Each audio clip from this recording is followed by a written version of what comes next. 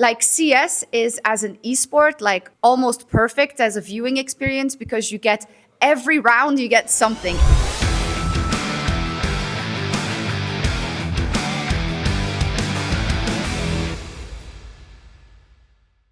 Estamos con Sjokz para charlar sobre todo lo que fue este Major y cómo es que se está preparando esta etapa de Playoff Stage y todo lo que vino sucediendo en este último tiempo. Sjokz, first question, I would like to know how do you feel regarding your introduction into Counter-Strike, because it's like you closed the CSGO stage and now you're opening the new CS2 stage where we have new players, the old guard showing that they still have something to prove, like we saw yesterday with FaZe against Spirit. How do you feel about that? I think it's really cool because we're in such a cool kind of era because of the transition between CS, and the same goes for the players. Like, is it going to be the players that we have known to lift the trophies that can do the same for CS2? And what we've learned is that not everyone, there's a new guard that is knocking.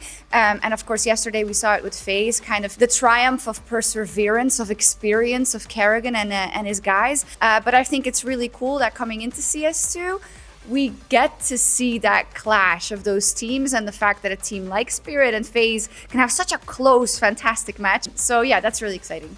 And regarding the matches today, we have some teams that have showed some surprises. For example, Eternal Fire reaching this stage is something important for Turkey, and also for a scene of CS that hasn't seen many players triumphing. How do you see that? I think it's really, really cool that specifically in CS, there's a circuit in which teams that maybe are not partnered with every league still get a chance to go to the most important thing in Counter-Strike, of course. In the past we've had the Bad News Eagles as an example, but now Eternal Fire as an example, who have been trying for so long to get there with different iterations of that Turkish squad. And I think it just shows that sometimes all the puzzle pieces just have to come together and it has to work. What would you say is your surprise of the opening and elimination stage? Because we don't know what's happening on playoff, but your surprise and your deception, you can say it on teams or whatever you saw on these 2 weeks. I will say first off, Pain.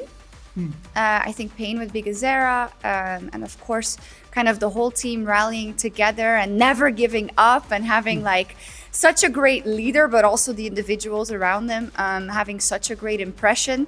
I thought that was great to watch. The Brazilian teams overall, who seem to definitely been doing better than the North American teams. Yes. Overall, it's cool to see because I think the Brazilian scene in general is so dope because they had all that success in the past. And now there are a lot of young players that really want to show what they can do as well. And I feel like you're finally starting to see it. And I love that teams are choosing those players as well as, kind of the more experienced ones. But it's all about finding the right mix.